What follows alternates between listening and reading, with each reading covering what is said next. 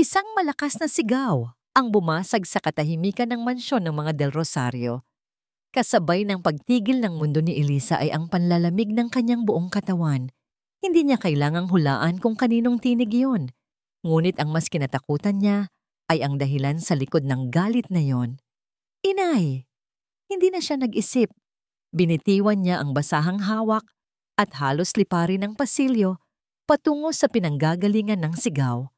Ang master's bedroom, ang teritoryo ni Senyora Isabel. Pagbukas niya ng pinto, tumambad sa kanya ang isang eksenang waring dudurog sa kanyang puso. Nakatayo sa gitna ng malawak na silid si Senyora Isabel. Ang mukha nito ay parang isang demonyong nag-aapoy sa galit. At sa harap nito, nakatayo ang kanyang ina, si Aling Carmen, na may hawak-hawak na isang kumikinang na bagay. Ang mga mata ng kanyang ina ay puno ng pagkalito at takot, tulad ng isang batang nahuling gumawa ng kasalanan ngunit hindi naiintindihan kung ano ito. Ilang minuto lang ang nakalipas, ang lahat ay payapa. Katatapos lang niyang subuan ng maligamgam na lugaw ang kanyang ina sa kanilang maliit na silid sa likod ng mansyon. Hinaplos niya ang manipis ng buhok nito at sa isang pambihirang pagkakataon, tinitigan siya ni Aling Carmen na may bahid ng pagkakilala. Elisa, anak! Isang matamis na ngiti ang sumilay sa mga labi ni Elisa. Kahit sa mga araw na nilalamon ng karamdaman, ang alaala ng kanyang ina, may mga saglit na tulad nito na nagbibigay sa kanya ng lakas. Ang mga saglit na yon, ang kanyang kayamanan. Opo, inay, kumain na po kayo para lumakas kayo. Naalala niya ang huling habilin ng kanyang ama bago ito pumanaw. Anak, huwag mong pababayaan ang nanay mo. Ikaw na lang ang mayroon siya. Tumulo ang luha sa kanyang mga mata habang pinapanood ang inang dahan-dahang ngumuya. Hinding-hindi niya bibiguin ang kanyang ama. Pagkatapos kumain, iniwan niya sandali ang ina na nakaupo sa kanilang kama upang magligpit ng kanilang pinagkainan. Saglit lang siyang tumalikod. Saglit lang siyang nagpunas ng mesa. Ngunit ang saglit na yon ay sapat na. Dahil sa sakit na Alzheimer, si Aling Carmen ay madalas maglakad-lakad na walang tiyak na direksyon. At sa hindi malamang dahilan, palagi siyang naaakit sa mga bagay na kumikinang. Iyon siguro ang nangyari. Iyon lang ang tanging paliwanag. Nakatayo ngayon si Aling Carmen sa harap ng vanity table ni Senyora Isabel. At sa nanginginig nitong kamay ay ang gintong brooche, isang mamahaling pamana ng pamilyang Del Rosario. Ang brooche na ipinagmamalaki ng senyora sa lahat ng pagtitipon. Anong ginagawa ng baliw mong ina dito sa kwarto ko? Bulyaw ni Isabel, ang bawat salita ay may kasamang lason. Nanginginig ang mga tuhod na lumapit si Elisa. Inilagay niya ang sarili sa pagitan ng kanyang ina at ng galit na si Isabel. Pasensya na po, Senyora Isabel. Hindi po niya sinasadya. Naligaw lang po siya. Pagmamakaawa ni Elisa, habang unti-unting kinukuha ang brooche mula sa kamay ng kanyang ina. Ngunit huli na ang lahat. Nakita na ni Isabel. Ang mga mata nito ay nanlisik, nakatuon sa gintong bagay na nasa palad ng matanda. Hindi sinasadya. Umalingaw-ngaw ang mapanuyang tawa ni Isabel sa buong silid. O baka naman tinuruan mo siyang magnakaw para may maipambili ka ng luho mo? Hindi po, senyora. Hinding-hindi po namin magagawa yon. Depensa ni Elisa habang nararamdaman ang pag-init ng kanyang mga mata. Niyakap niya ang ina na nagsisimula ng umiyak dahil sa takot. Humarap si Isabel. Ang mukha ay 1 metro na lang ang layo sa kanya. Amoy na amoy ni Elisa ang mamahaling pabango nito. Isang halimuyak na dati hinahangaan niya, ngunit ngayoy nagdudulot sa kanya ng pagkasuklam. Huwag mo akong daanin sa pag-iyak mo, Elisa. Kitang-kita ng 2 mata ko. Hinuli niya ang brooche ko.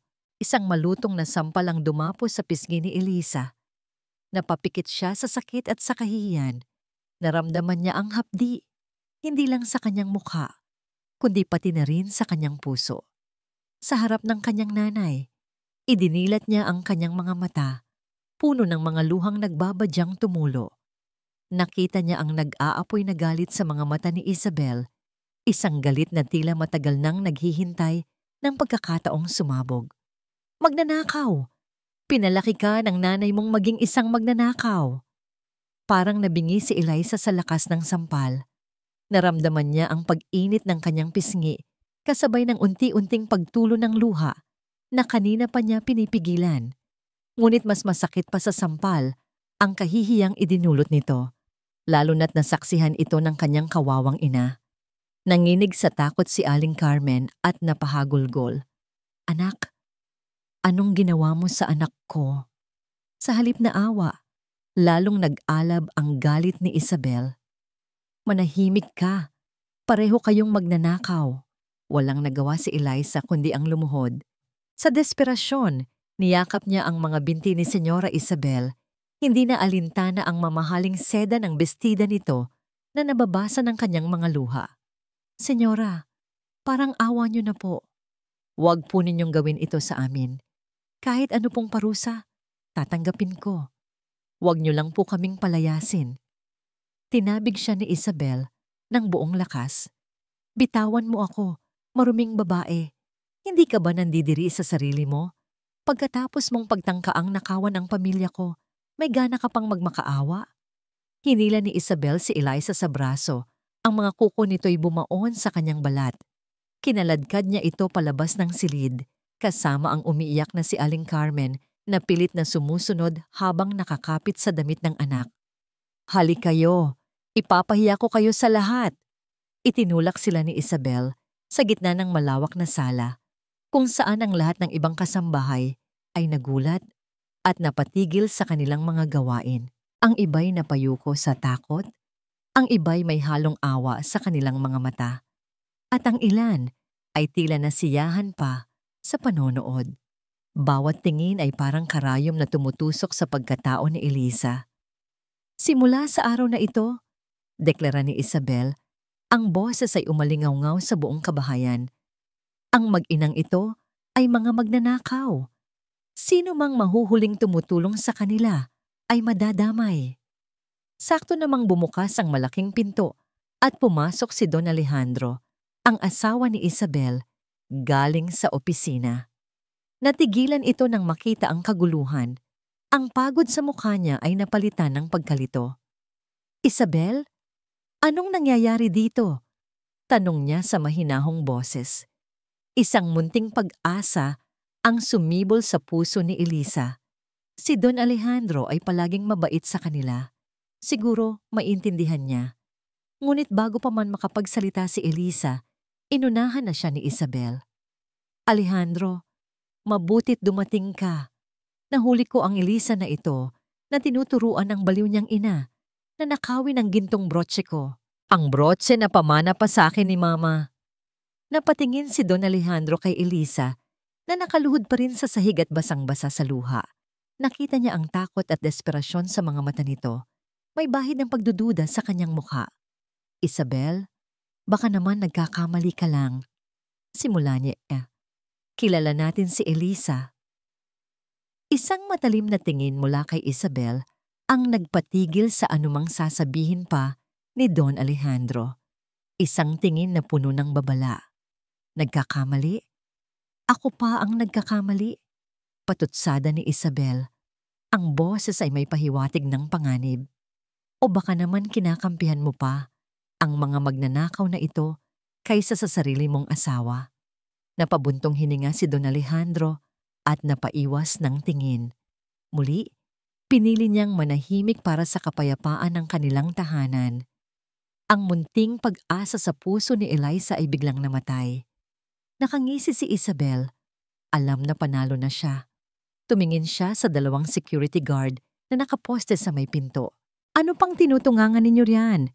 Palayasin ang mag-inang yan. Itapon niyo sila sa labas. Siguraduhin niyong wala silang madadalang kahit ano, kundi ang mga suot nila. Pero senyora, umuulan po ng malakas, sabi ng isang guard. Wala akong pakialam. O baka gusto niyong kayo ang sumunod sa kanila? Sa utos na yon, Walang nagawa ang mga guard kundi ang lapitan sila. Magalang ngunit pilit nilang itinayo si Eliza at Aling Carmen. "Inay, kapit lang po kayo sa akin," bulong ni Eliza sa nanginginig na ina. Kinaladkad sila palabas ng mansyon. Narinig pa ni Eliza ang hagulgol ng ibang kasambahay na may malasakit sa kanila. Ngunit walang sino man ang nangahas na tumulong. Pagbukas ng pinto, isang malakas na hangin at rumaragasang ulan ang sumalubong sa kanila. Itinulak sila palabas ng malaking tarangkahan na agad ding isinara at nilock. Nayakap ni Eliza ang kanyang ina sa gitna ng daan habang ang langit ay patuloy na ibinubuhos ang galit nito. Ang kanilang mga damit ay agad na nabasa. Ang lamig ay tumatagos hanggang sa kanilang mga buto. Mula sa kinatatayuan, tanaw ni Eliza ang mansyon, maliwanag, mainit at puno ng buhay. Isang paraisong bigla na lang naging impyerno para sa kanila. Pinunasan niya ang mga luhang humahalo sa tubig ulan sa kanyang mukha. Tinitigan niya ang bintana ng silid ni Senyora Isab. Sa kabila ng paghihirap, isang kakaibang tapang ang biglang umusbong sa kanyang puso. Hindi ito ang katapusan, hindi siya papayag. Ngumitngit ang kanyang mga bagang at bumulong siya sa hangin. Isang pangakong siya lang ang nakarinig. "Isisumpa ko, darating ang araw, babalik ako para bawiin ang dignidad na ninakaw ninyo sa aking ina." Hindi nakatulog ng maayos si Don Alejandro. Paulit-ulit na bumabalik sa kanyang isipan ang imahe ni Eliza na nakaluhod. Ang mukha ay basang-basa sa luha at ang hitsura ng matandang si Aling Carmen na nanginginig sa takot. Mabigat ang kanyang dibdib at ang bawat paghinga ay tila may kasamang tinik ng konsensya. Kinabukasan, sa kanilang hapagkainan, ang tunog lang ng mga kubyertos na tumatama sa pinggan ang maririnig. Si Isabel ay kumikilos na parang walang nangyari. Nakangiti pa ito habang naglalagay ng marmalade sa kanyang tinapay, isang ngangiting nagpapakita ng tagumpay na nagdulot ng pangingilabot kay Alejandro. "Ang payapa ng umaga, hindi ba, mahal?" Basag ni Isabel sa katahimikan.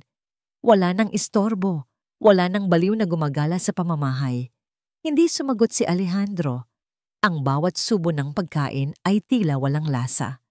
"Alejandro," muling sabi ni Isabel, ngayon ay may diin na sa boses. "Kinakausap kita." "May kailangan pa ba tayong pag-usapan, Isabel?" Malamig niyang tugon. "Hindi ba't nagawa mo na ang lahat ng gusto mo?" Isang sarkastikong tawa ang kumawala kay Isabel. "Ginawa ko lang kung ano ang tama. At tapos na ang usapang iyan." Itinuro niya ang isa sa mga katulong. "Hoy, ikaw, siguraduhin mong malilinis ang silid ng mga magnanakaw na yon. Itapon ninyo ang lahat ng basura nila. Ayokong makakita ng kahit anong bakas nila dito." Parang may kung anong nag-udyok kay Alejandro na tumayo. "Ako na ang bahala doon." Nagulat si Isabel. "Ikaw? At bakit naman? Huwag mong sabihing..." "Gusto ko lang siguraduhin na malilinis nga ang lahat, Isabel." Putol ni Alejandro bago tumalikod at naglakad patungo sa servants' quarters. Pagpasok niya sa maliit na silid, isang kakaibang pakiramdam ang lumukob sa kanya. Ang silid ay simple, halos walang gamit, ngunit napakalinis. May isang lumang kama, isang maliit na aparador, at isang mesang may 2 upuan. Amoy sabong panlaba at pagtitiis. Dito, sa maliit na espasyong ito, nararamdaman niya ang bigat ng inhustisyang nangyari. Sinimulan niyang buksan ang aparador. Mga luma, ngunit malilinis na damit lang ang laman. Walang anumang mamahalin, walang anumang bakas ng luho na ibinibintang ni Isabel. Nang iaangat na niya ang manipis na kutsyon sa kama para ipagulong, may nahulog na isang maliit at nakatuping tela mula sa ilalim nito.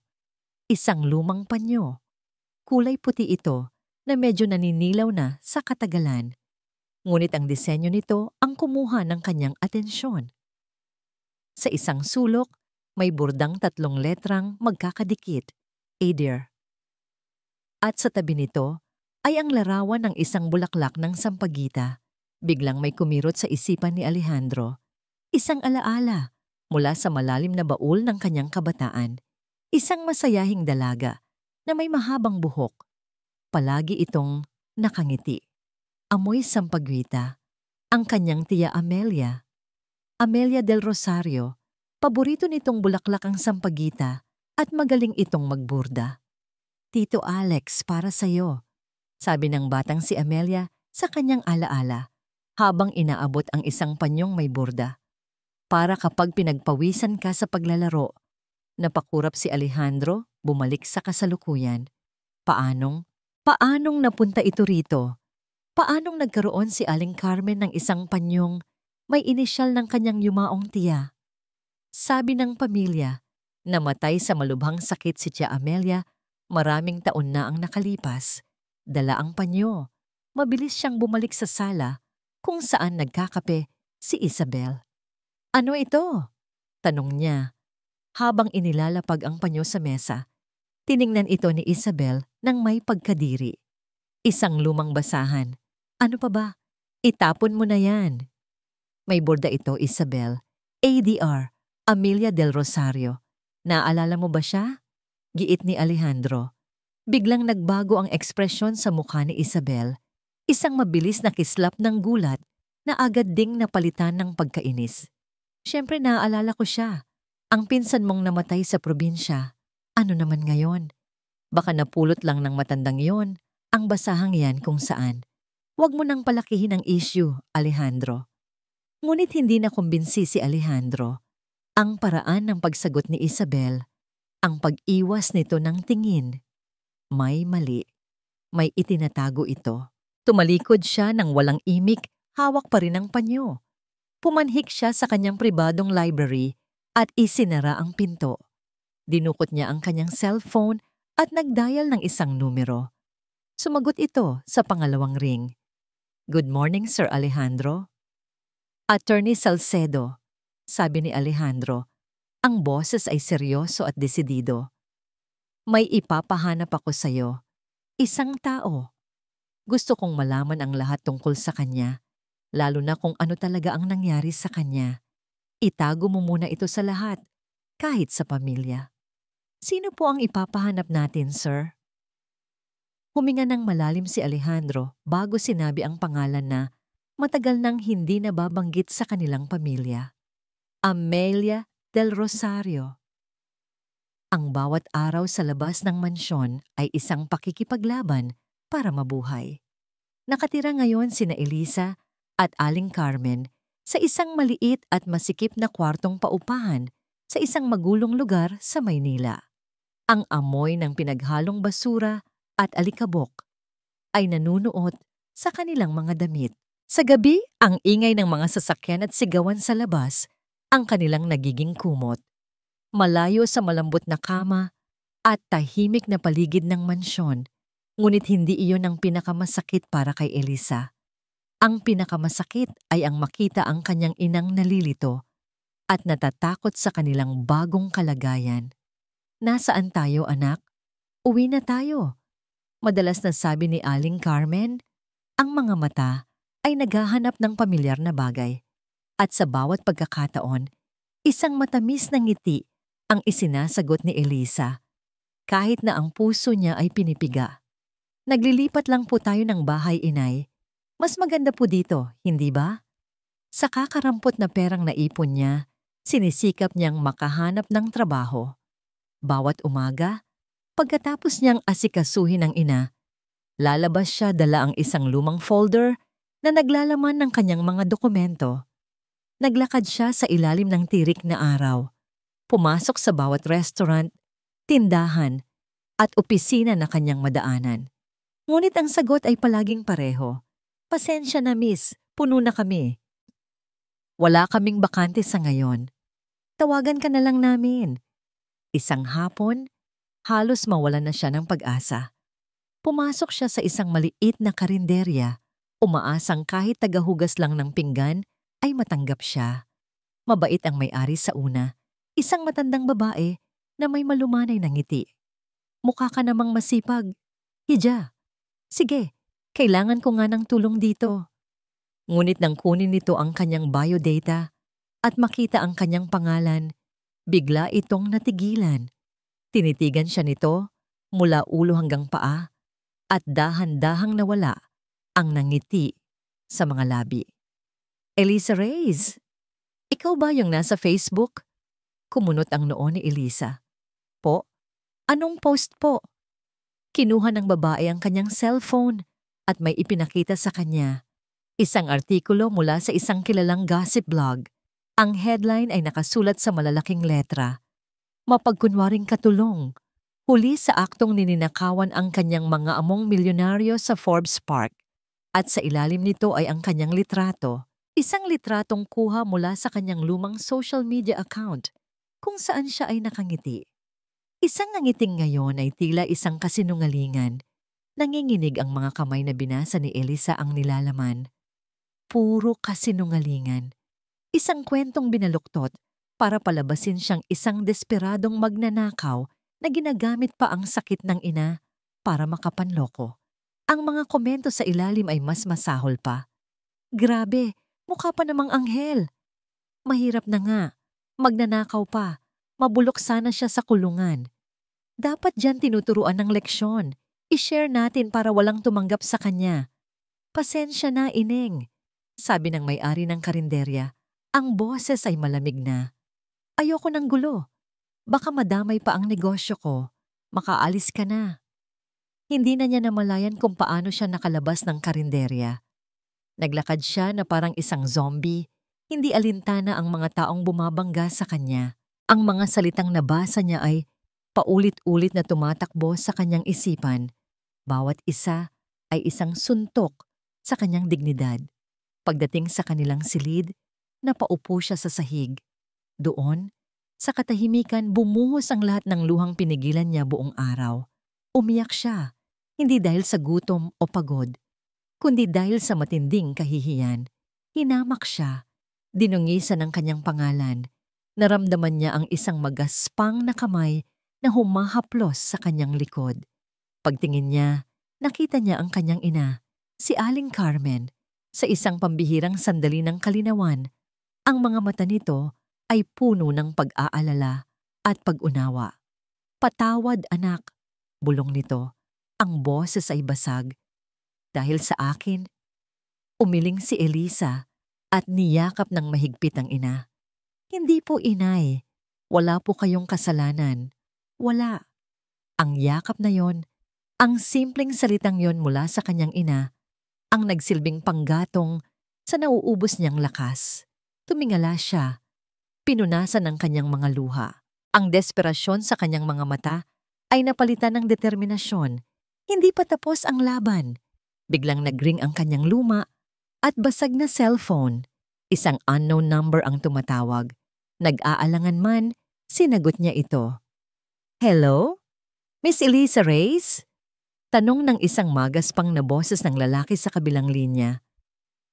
Sino po ito? Nagkaroon ng sandaling katahimikan bago muling nagsalita ang lalaki. Ang boses ay mas mahina na ngayon.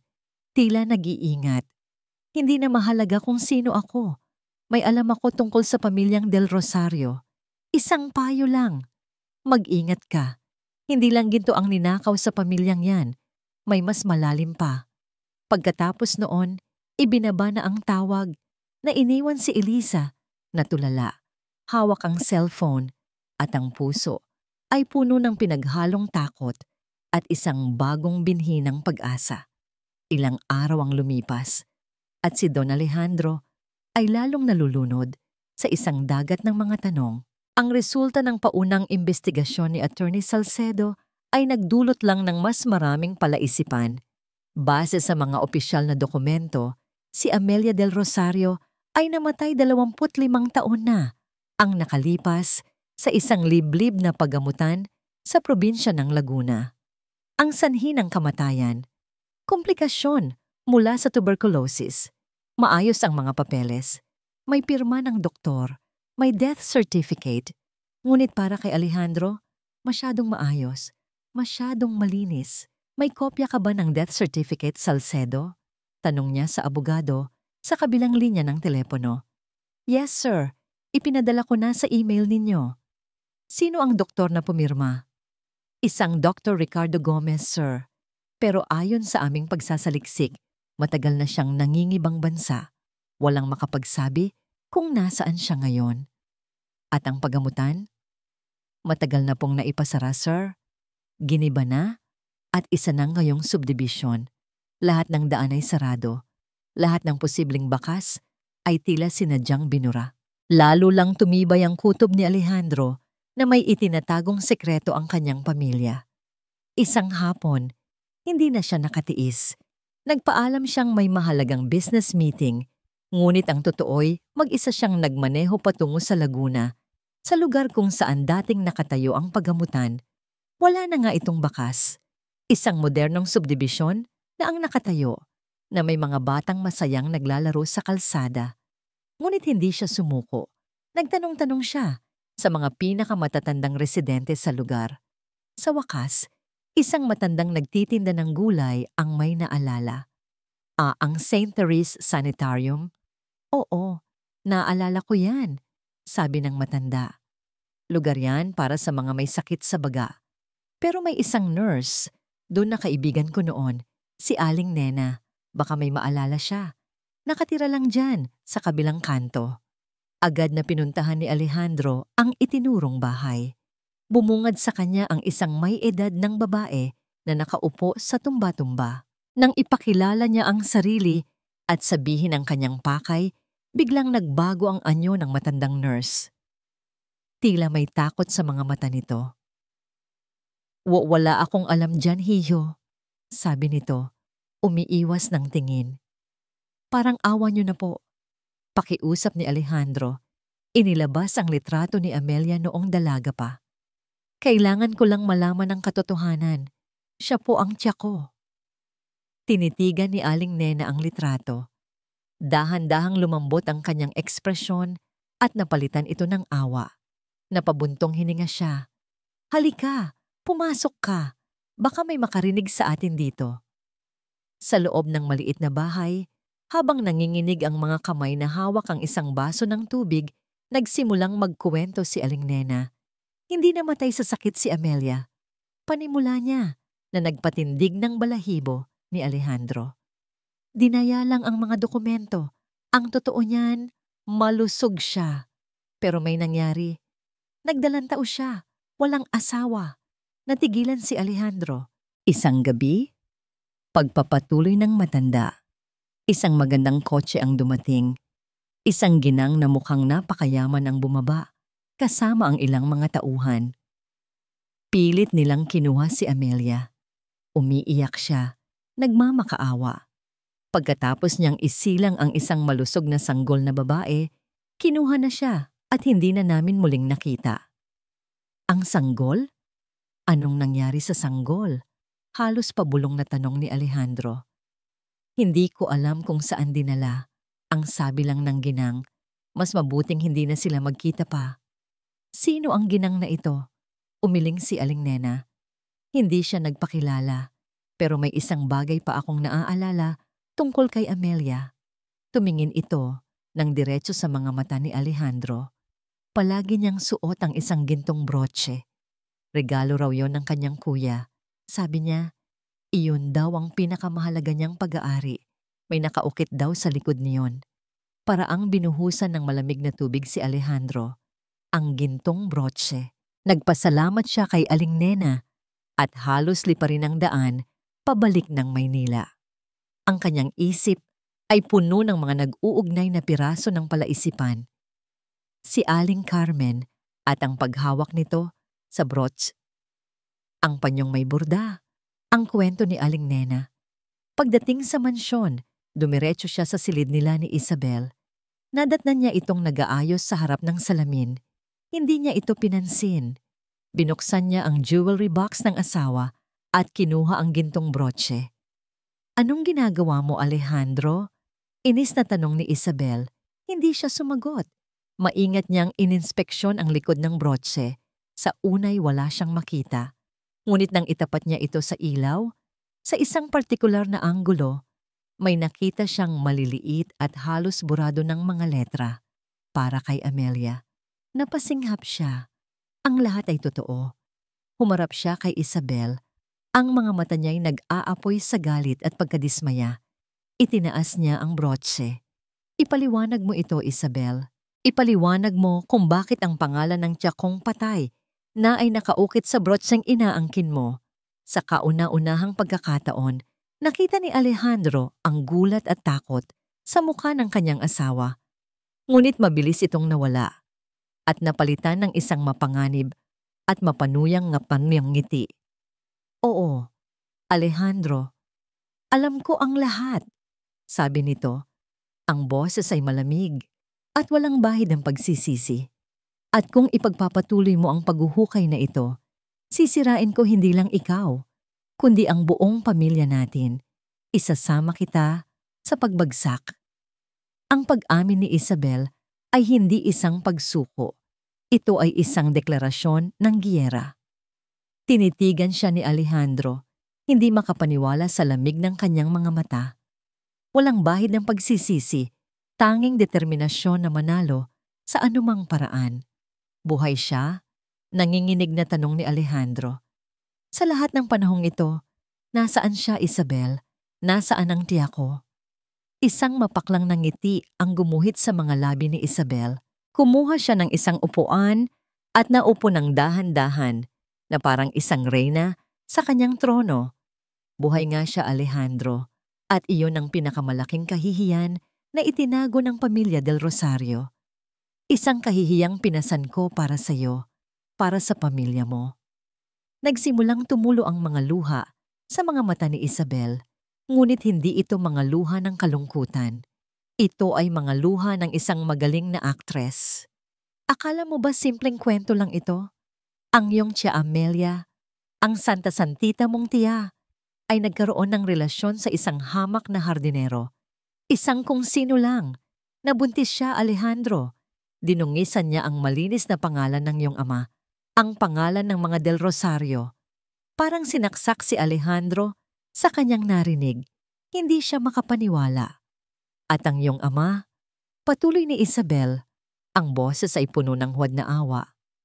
Para iligtas ang reputasyon ng pamilya, para protektahan ka mula sa iskandalo, ay gumawa ng isang mahirap na desisyon.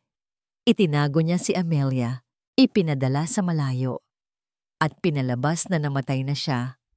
Isinakripisyo niya ang sariling kapatid para sa kapakanan nating lahat.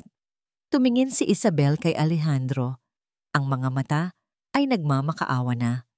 Dinala ko ang sikretong yan sa loob ng maraming taon. Pinrotektahan ko ang alaala ng iyong ama. Pinrotektahan ko ang ating mga anak mula sa kahihiyang ito. Ginawa ko ang lahat para mapanatiling buo at malinis ang pamilyang ito. At ngayon, ito ang igaganti mo sa akin? Susumbatan mo ako dahil sa pag-aayos ko sa basurang ikinalat ng sarili mong kadugo? Bawat salita ni Isabel ay isang pader na unti-unting itinayo sa paligid ni Alejandro. Isang pader na gawa sa duda, sa kasinungalingan, at sa isang baluktot na pagtingin sa katungkulan. At si Aling Carmen, si Elisa, mahinang tanong ni Alejandro. Sila na nga, sino pa ba? Sagot ni Isabel. Hindi ko alam kung paano sila nakarating dito. Siguro'y isang masamang biro ng tadhana. Pero nang makita ko ang matandang iyon, nang makilala ko siya, alam kong kailangan kong kumilos para protektahan tayo, para protektahan ang ating mga anak, Alejandro. Tumayo si Isabel at lumapit sa kanya. Hinaplos ang kanyang pisngi. Tapusin mo na ito, mahal. Huwag mo nang hukayin pa ang nakaraan. Baka ang matagpuan mo ay isang halimaw na sisira sa lahat ng pinaghirapan nating itayo. Pagkatapos noon, tinalikuran na siya nito, na iniwan siyang tulala at litong-lito sa gitna ng silid. Pumasok si Alejandro sa kanyang library at isinara ang pinto. Napasabunot siya sa kanyang buhok. Ang galit na naramdaman niya kanina ay napalitan ng isang nakalilitong pagdududa. Totoo ba ang sinabi ni Isabel? Ganoon ba talaga? Kasama ang kanyang tiya at ang kanyang ama? Kaya ba nitong gawin iyon? Napatingin siya sa isang litrato sa kanyang mesa. Isang masayang litrato ng kanilang pamilya, kasama ang kanilang dalawang anak na nakangiti. Ang kanyang anak na lalaki, na balang araw ay magmamana ng kumpanya. Ang kanyang anak na babae, na ikakasal sa isang pamilyang kasing respetado nila. Ang lahat ng ito, mawawala kapag sumabog ang iskandalo. Biglang tumunog ang kanyang telepono. Si Attorney Salcedo.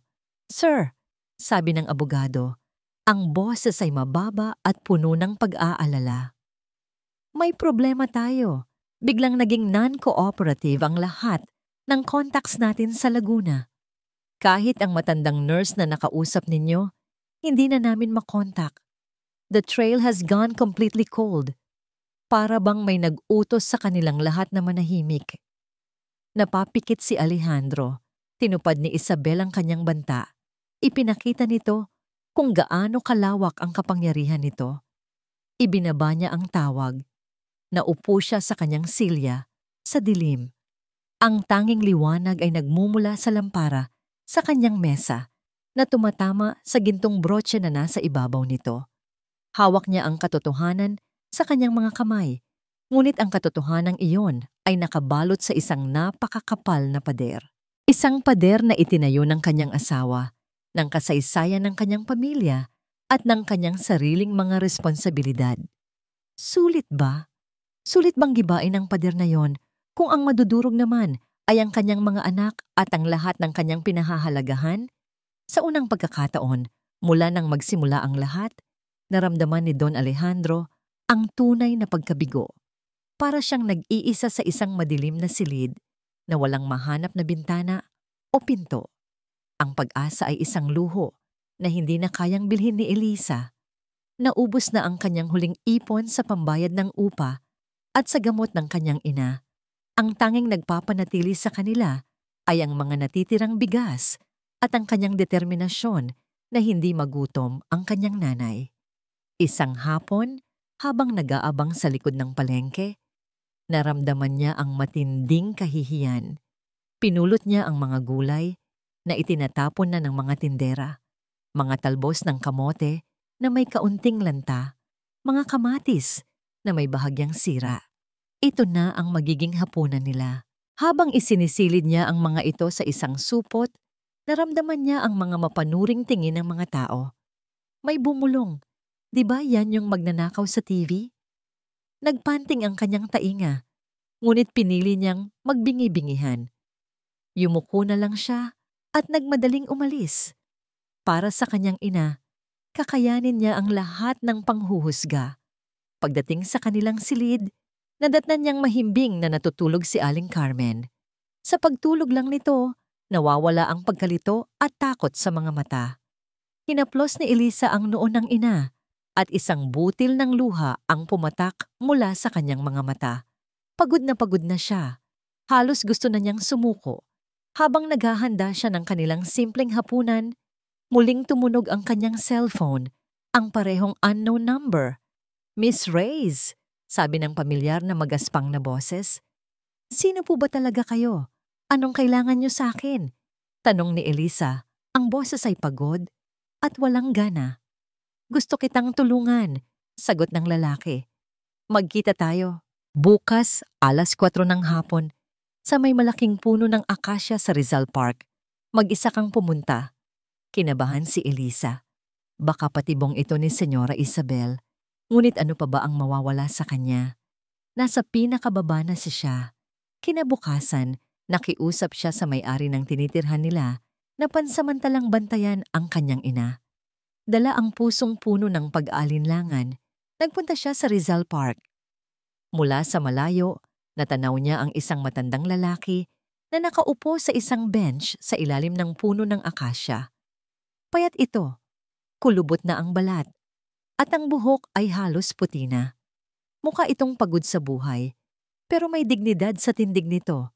Dahan-dahan siyang lumapit.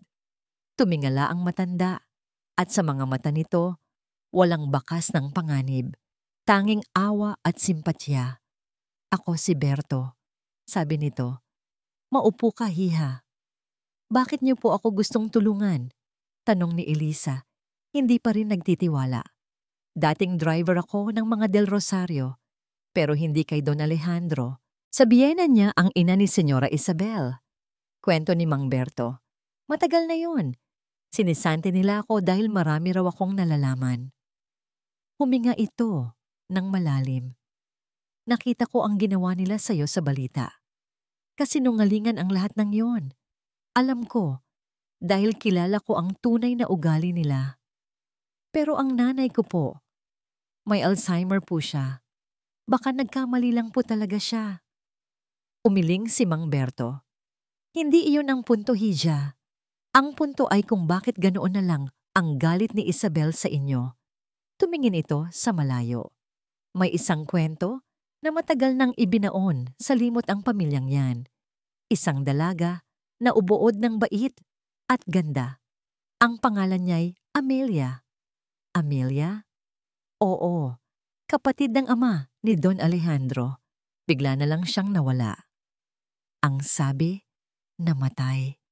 Pero hindi ako naniniwala. Bago siya mawala, palagi siyang masaya. Ngunit isang araw, nakita ko siyang umiiyak sa hardin. Kausap ang ina ni Isabel. Pagkatapos noon, hindi ko na siya muling nakita. May kinuha si Mang Berto mula sa kanyang lumang wallet, isang kupas at lukot-lukot na litrato. Naiwan niya ito sa kotse noon. Itinago ko bilang alaala. Inabot niya ito kay Elisa. Isang itim at puting litrato ng isang nakangiting dalaga. Habang tinititigan ito ni Elisa, bigla siyang napahawak sa kanyang dibdib. Ang hangin ay tila nawala sa kanyang mga baga. Ang babae sa litrato, ang kanyang ngiti. Ito ang nangiti ng kanyang ina. Ang nangiti ni Aling Carmen sa mga lumang litrato noong bata pa si Elisa bago pa man magsimula ang sakit nito. Ang parehong hugis ng labi, ang parehong kislap sa mga mata. Sa sino po siya? Nanginginig na tanong ni Elisa. Si Amelia del Rosario yan, hiha. Biglang nagkaroon ng saysay ang lahat. Ang pagkaakit ng kanyang ina na sa brotse, ang panyo, ang hindi maipaliwanag na galit ni Isabel. Hindi ito tungkol sa pagnanakaw. May mas malalim na dahilan. Ano po ang gagawin ko? Tanong ni Elisa. Ang boses ay puno ng bagong determinasyon. Tumingin sa kanya si Mang Berto, ang mga matay seryoso. Malapit na ang anniversary charity ball ng mga Del Rosario. Iyon ang pinakamalaking gabi para sa kanila, kung saan ipinapakita nila sa buong mundo kung gaano sila kabuti at kagalang-galang. Iyon ang pagkakataon mo. May kinuha siyang isang sobre mula sa kanyang bulsa at iniabot kay Eliza. May ibibigay ako sa iyong imbitasyon. Lumipas ang mga araw na para bang isang multo si Alejandro sa sarili niyang pamamahay. Ang bawat ngiti ni Isabel ay isang sampal sa kanyang mukha. Ang bawat marangyang hapunan ay tila lason sa kanyang panlasa. Ang pader na itinayo ng kasinungalingan ay matibay, ngunit hindi nito kayang patayin ang konsensyang unti-unting kumakain sa kanyang kaluluwa. Isang gabi, hindi na naman siya makatulog. Tumayo siya at nagpunta sa kanyang library, ang tanging lugar kung saan siya nakakahanap ng katahimikan. Muli niyang tinitigan ang gintong brotse. Nagdalantao siya. Ang mga salitang yon ni Isabel ay umalingaw-ngaw sa kanyang isipan pagkatapos niyang isilang ang isang malusog na sanggol na babae. Ang mga salitang yon ng matandang nurse na si Aling Nena ay bumalik na parang isang kidlat. Magkaiba ang bersyon ng kwento, ngunit may isang bagay na pareho, isang sanggol. Isang ideya ang biglang pumasok sa kanyang isip. Isang ideyang napaka-imposible, ngunit kasabay nito'y nagbibigay ng perpektong saysay sa lahat. Dinukot niya ang kanyang cellphone at tinawagan si Attorney Salcedo. Hindi alintana ang hating gabi. Attorney, gisingin mo ang lahat ng tauhan mo kung kinakailangan. Sabi ni Alejandro, ang boses ay mahigpit at puno ng awtoridad. May bago akong ipapahanap. Huwag niyo nang hanapin si Amelia del Rosario. Hanapin ninyo ang record ng isang sanggol na babae na isinilang sa St. Therese Sanitarium sa Laguna. Humigit kumulang 25 taon na ang nakalipas. Pagkatapos, alamin ninyo kung merong record ng adoption na naganap mula sa ospital na yon sa mga panahong yon. Hanapin ninyo kung saan napunta ang sanggol. Masusunod, sir, sagot ng nagaantok ngunit alertong abogado. Pagkatapos ng tawag na yon, kinuha ni Alejandro ang isang folder mula sa kanyang file cabinet. Ang folder na naglalaman ng mga dokumento ng lahat ng kanilang kasambahay. Hinanap niya ang pangalan ni Elisa Reyes. Binuklat niya ang pahina. Pangalan, Elisa C. Reyes, kaarawan, October 15, 1999. Lugar ng kapanganakan, Santa Cruz, Laguna. Tumigil sa pag-ikot ang mundo ni Alejandro, Santa Cruz, Laguna. Ang parehong bayan kung saan nakatayo ang sanitarium. Ang petsa, halos eksaktong 25 taon na ang nakalipas. Isang malamig na kaba ang gumapang sa kanyang buong katawan. Naalala niya ang mga araw na nakikita niya si Elisa. Ang paraan ng pag-aalaga nito sa ina. Ang walang kapantay na pasensya.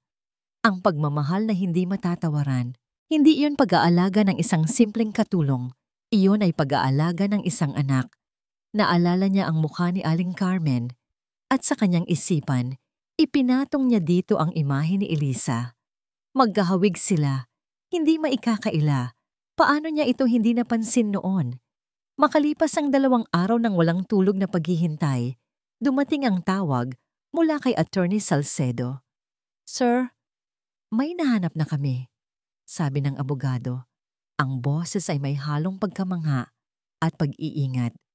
Mahirap, pero may isang clerk sa munisipyo na nakatanda pa. May record ng isang sanggol na babae, baby girl daw. Isinilang sa St. Therese noong October 15, 1999. Napahawak ng mahigpit si Alejandro sa kanyang mesa. At ang adoption attorney? Opo, sir, meron. Ang sanggol ay legal na inampon ng mag-asawang sina Roberto at Carmen Reyes, isang simpleng magsasaka mula sa isang baryo sa Santa Cruz. Nabitawan ni Alejandro ang kanyang cellphone. Tumama ito sa sahig at gumawa ng malakas na kalabog, ngunit hindi niya ito narinig. Ang huling piraso ng palaisipan. Ang pinakamasakit at pinakamalinaw na piraso sa lahat. Si Aling Carmen ay si Amelia del Rosario at si Elisa Reyes ay ang kanyang pamangkin, ang anak ng kanyang tiya, ang sarili niyang kadugo. Isang nakabibinging galit ang biglang pumuno sa kanyang pagkatao. Galit sa kanyang ama, galit sa ina ni Isabel, galit kay Isabel, at higit sa lahat, galit sa kanyang sarili. Hinayaan niyang itaboy ang sarili niyang kamag-anak. Hinayaan niyang hamakin at yurakan ang dignidad nila. Naging bulag at bingi siya habang ang sarili niyang kadugo ay nagdurusa sa ilalim ng kanyang bubong. Dinampot niya ang cellphone sa sahig. Tinawagan niya ang kanyang personal assistant. Ang kanyang boses, nang muli siyang magsalita, ay hindi na boses ng isang nagdududang lalaki. Ito ay boses ng isang taong gumawa na ng desisyon. Isang boses na malamig na parang yelo, ngunit may nag-aapoy na determinasyon sa likod nito. Makinig ka, Ricardo, utos niya.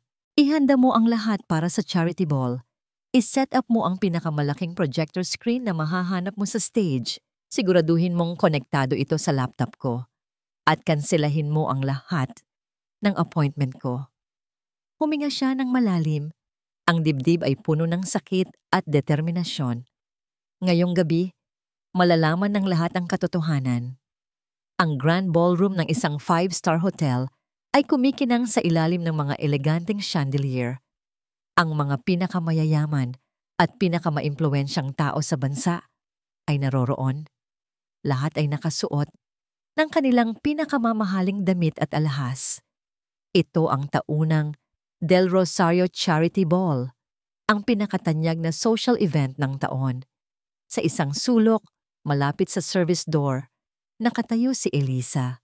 Suot niya ang isang simpleng itim na bestida, isang hiram mula sa asawa ni Mang Berto.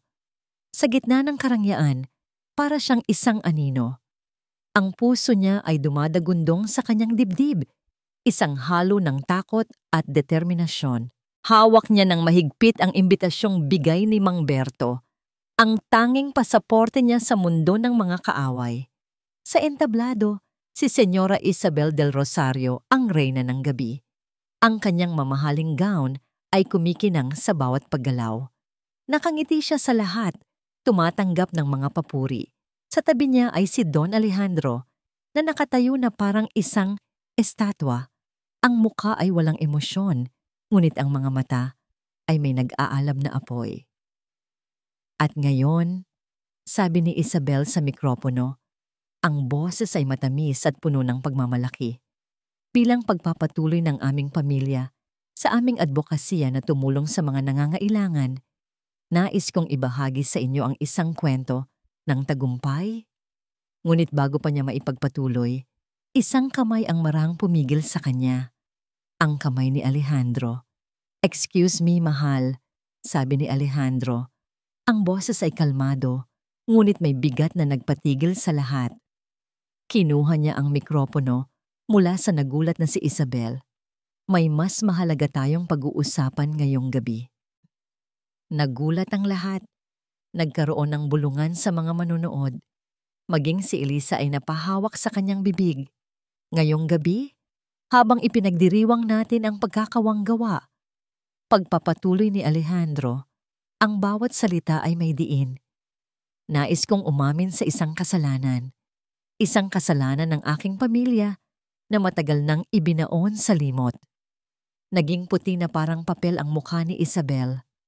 "Alejandro, ano bang pinagsasasabi mo? Bumaba ka dyan." Pabulong niyang utos. Ngunit hindi siya pinansin ni Alejandro. Sumenya siya sa kanyang assistant na si Ricardo na nasa technical booth. Biglang umilaw ang malaking projector screen sa likod ng entablado. Ang unang lumabas ay isang lumang litrato. Ang litrato ng isang magandang dalaga na nakangiti. Ang litrato ni Amelia del Rosario. "Ang babaeng ito," sabi ni Alejandro, "ay si Amelia del Rosario, ang aking tiya, ang kapatid ng aking ama, ang sabi sa akin, at sa inyong lahat ay matagal na siyang pumanaw." Nag-flash ang screen. Sunod na lumabas ang death certificate na may malaking pulang tatak na peke. Iyan ay isang kasinungalingan. Ang bulungan ay naging isang malakas na ugong. Ang aking tiya ay hindi namatay. Siya ay itinago, itinapon, dahil sa isang kasalanan na sumira raw sa pangalan ng aming pamilya. Sunod na lumabas sa screen ang kopya ng birth certificate ni Baby Girl Do at ang adoption papers ng mag-asawang Reyes. Nagkaroon siya ng anak, isang anak na babae, isang anak na ipinamigay at pinalaki sa kahirapan habang kami ay nabubuhay sa karangyaan. Isang anak na hindi man lang nakilala ang tunay niyang ina. Parang sasabog na bulkan si Isabel. "Itigil mo yan, mga kasinungalingan," sigaw niya. Ngunit ang kanyang boses ay nilamon ng tensyon sa buong ballroom. Hindi natinag si Alejandro. Sumenya siyang muli. Lumabas sa screen ang isang video. Isang video ni Aling Nena, ang matandang nurse, na buong tapang na ikinukwento ang lahat ng kanyang nalalaman. Pagkatapos nito, ang litrato ng driver na si Mang Berto na may kalakip na sinumpaang salaysay. At para sa huling pasabog, ipinakita sa screen ang litrato ni Aling Carmen. Pagod, gulilat, at may sakit. Na-insestaw sa litrato ni Amelia noong kabataan nito. Walang sino man sa silid ang maaaring magkaila sa kanilang pagkakahawig. Sa loob ng maraming taon, sabi ni Alejandro, ang boses ay basag na sa emosyon. Ang aking tiya ay naghirap. Nabura ang kanyang pagkatao. At sa isang malupit na tadhana, napadpad siya kasama ang kanyang anak sa aking pamamahay, hindi bilang pamilya, kundi bilang mga katulong.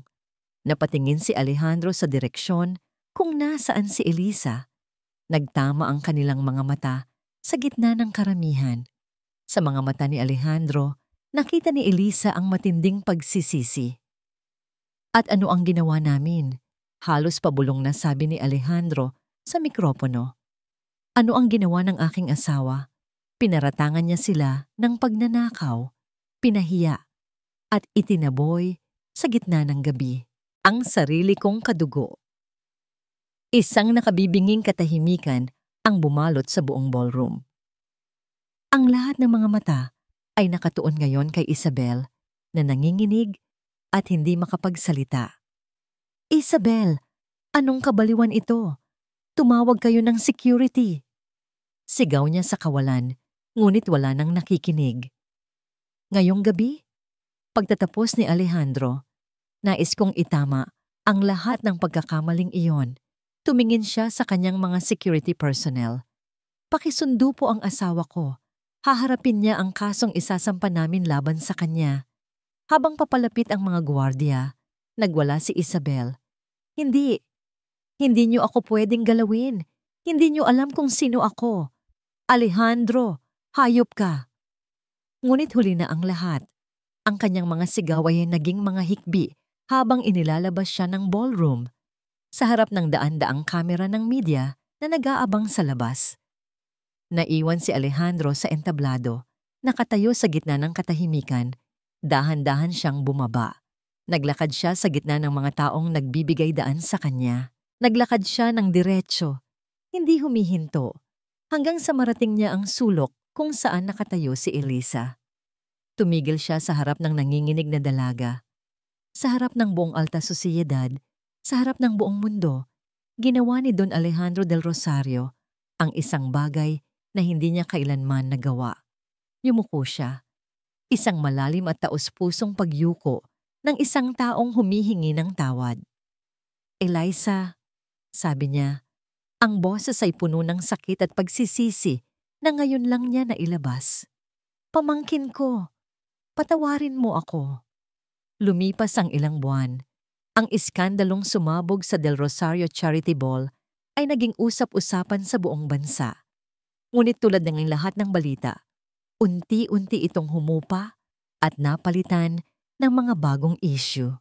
Si Isabel del Rosario, matapos harapin ang mga kasong grave threats at slander, ay nagbayad ng malaking danyos at napilitang manirahan sa ibang bansa upang takasan ng kahihiyan. Ang kanyang pagbagsak ay naging isang malupit na paalala na ang kapangyarihan at yaman ay hindi kayang pagtakpan ang lahat ng kasinungalingan. Para kay Elisa, ang buhay ay nagbago na parang isang panaginip. Nakatira na sila ngayon sa isang tahimik at komportableng bahay na may malawak na hardin. Isang bahay na binili ni Alejandro para sa kanila.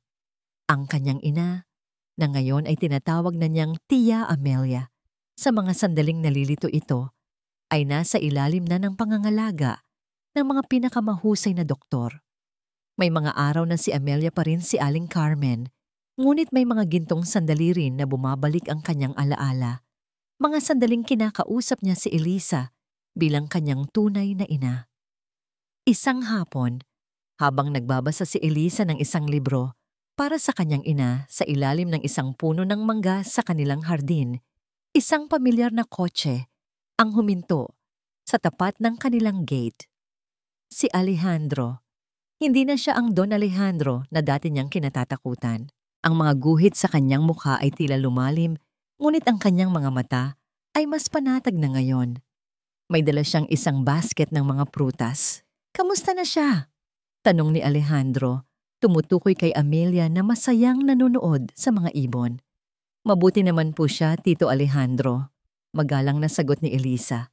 Hindi pa rin niya maiwasang gamitin ang po, isang ugali, na mahirap alisin. Ngumiti si Alejandro. Elisa, sinabi ko naman sa'yo, Alejandro na lang. Naglakad silang dalawa sa hardin. Ang kanilang mga pag-uusap ay hindi na tulad ng dati. Wala na ang pader sa pagitan ng amo at katulong. Napalitan ito ng respeto, pag-unawa, at isang hindi pa masabing koneksyon. Opisyal nang inilunsad ang foundation kahapon, balita ni Alejandro. The Amelia del Rosario Foundation for the Disenfranchised. Tutulungan natin ang mga taong nawalan ng karapatan at boses, tulad niya at tulad mo. Tumigil sila sa paglalakad. Humarap si Alejandro kay Elisa. Hindi ko kayang patakbuhin ang foundation ng mag-isa, Elisa. Seryoso niyang sabi. Kailangan ko ng isang taong may puso para sa mga taong ito. Isang taong nakakaunawa sa tunay nilang pinagdadaanan. Isang taong matapang at may integridad. Tumingin siya ng diretso sa mga mata ni Eliza. Kailangan kita. Nais kong ikaw ang maging co-chairperson at mamahala sa mga operasyon. Hindi bilang pabor, kundi dahil ikaw ang pinakakwalipikadong tao para dito. Natigilan si Elisa. Siya? Isang simpleng babae na walang natapos? Pero wala po akong alam sa pagpapatakbo ng ganyan. Matututunan mo, agaw ni Alejandro. At narito ako para gabayan ka. Magkasama tayo dito. Sa mga salitang yon, naramdaman ni Elisa ang isang bagay na matagal nang nawala sa kanya. Ang pagtitiwala sa sarili. Nakita ni Alejandro hindi lang ang kasambahay, hindi lang ang pamangkin, kundi ang tunay na siya. Isang babaeng puno ng lakas at pagmamahal. Dahan-dahan, isang ngiti ang sumilay sa kanyang mga labi. Isang tunay at malaya ang nangiti. Sige, sabi niya, tinatanggap ko.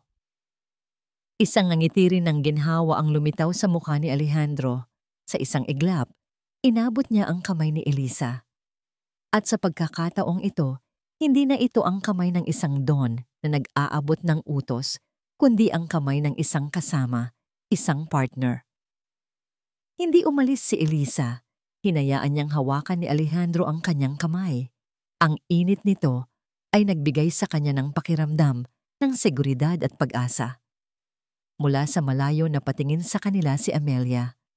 Isang pambihirang sandali ng kalinawan ang dumaan sa kanyang isipan.